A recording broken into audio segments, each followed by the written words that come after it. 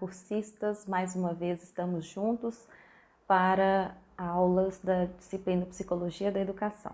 Dessa vez estamos na semana 4 e essa nossa primeira aula, ela diz respeito à psicanálise e à educação. Eu sou a professora Verônica de Melo Sacramento e acompanho vocês. Bom, alguns questionamentos já foram feitos lá na primeira aula, mas alguns agora virão nessa quarta semana. Dentre eles tem a questão das temáticas selecionadas para esse curso de licenciatura. E aí vem os conceitos psicanalíticos que ainda não foram abordados nessa disciplina e o questionamento, por que então, além de ter a disciplina Psicologia da Educação, descobrir algumas coisas ou melhorar alguns conhecimentos em relação a algumas teorias relacionadas à psicologia e agora adentrar nesse mundo da psicanálise. Bom, quando a gente entra nesse mundo, da subjetividade humana, o nome fica bem claro que é o nome do Freud. Freud, um psicanalista estudioso do comportamento. E esse comportamento humano, segundo ele, tem seus significados.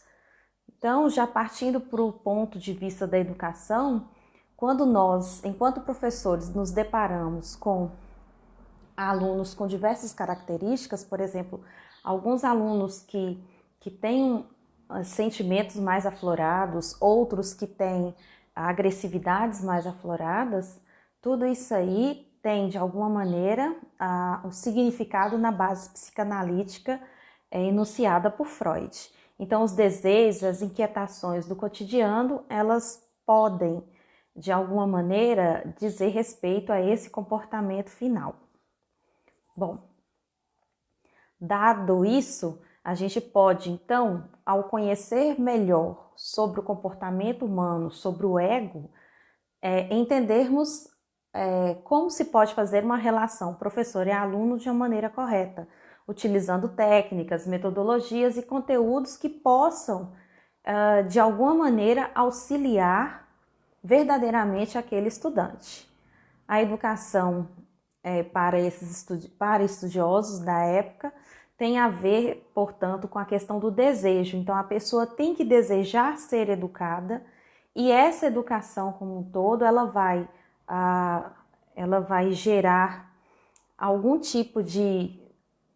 vai ter que se ter vontade e essa vontade vai vir a partir de alguma força, de algum desejo interior, mas também a partir da renúncia de algumas coisas.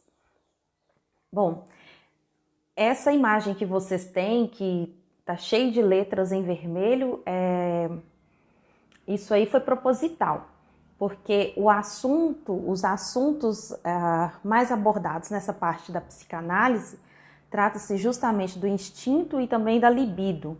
E tem-se que o instinto é algo que tem a ver com o comportamento herdado. O instinto ele pode ocorrer em qualquer espécie animal, ele é variável, ele depende da situação, ele tem finalidades diferentes e também sofre alterações ao longo do desenvolvimento dessa espécie animal, desse animal. Bom, como então conter, digamos assim, esse instinto?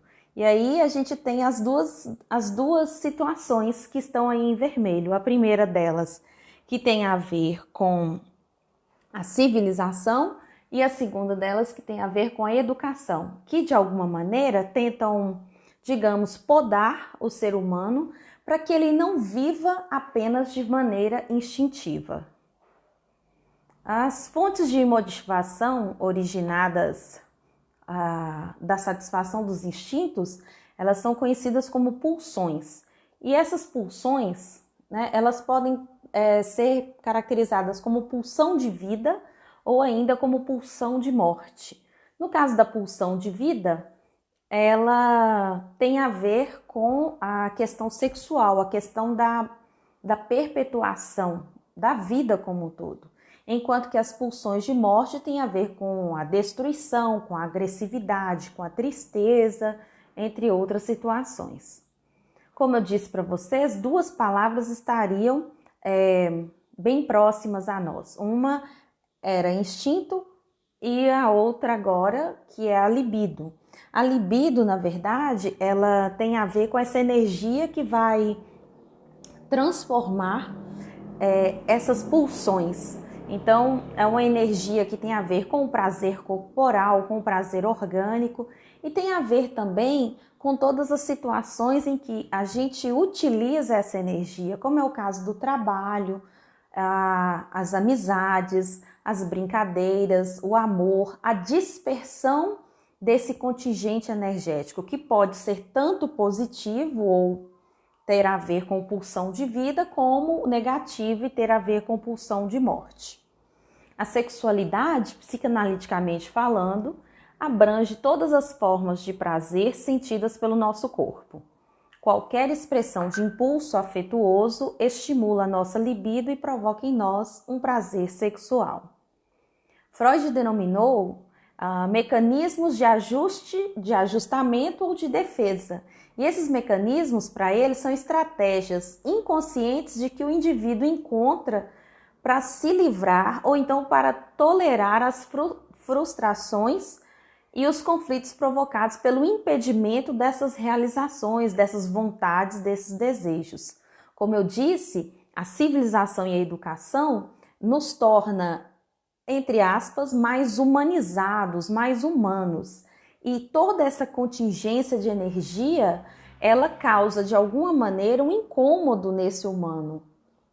E Freud, em 1997, ele justifica a criação desses mecanismos de defesa pelo ego como forma de enfrentar a vida. E disse assim, abre aspas, a vida tal como a encontramos é árdua demais para nós, proporciona-nos muitos sofrimentos, decepções e tarefas impossíveis.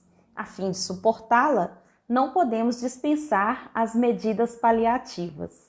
Freud ainda relacionou vários mecanismos de defesa utilizados por nós como mecanismos de defesa do eu. Dentre eles são citados, por exemplo, a repressão, a negação, a projeção, racionalização, formação reativa, identificação, regressão, isolamento e deslocamento.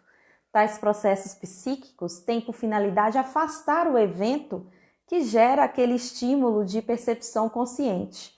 Eles são mobilizados diante de um sinal de perigo e desencadeados para impedir a vivência de fatos dolorosos que o sujeito não está preparado para suportar. Quero agradecer a atenção de vocês e em breve voltaremos com a próxima aula. Obrigada!